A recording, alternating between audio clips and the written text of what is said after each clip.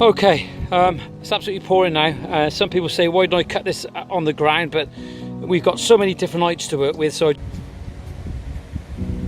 well, we've got that piece in, and you can see it's coming together now. It looks really different. Well, I bought a brand new tripod, but I haven't got it here. But as you can see, we've got the first post in, and that's inside the decked area. Good bit of concrete in.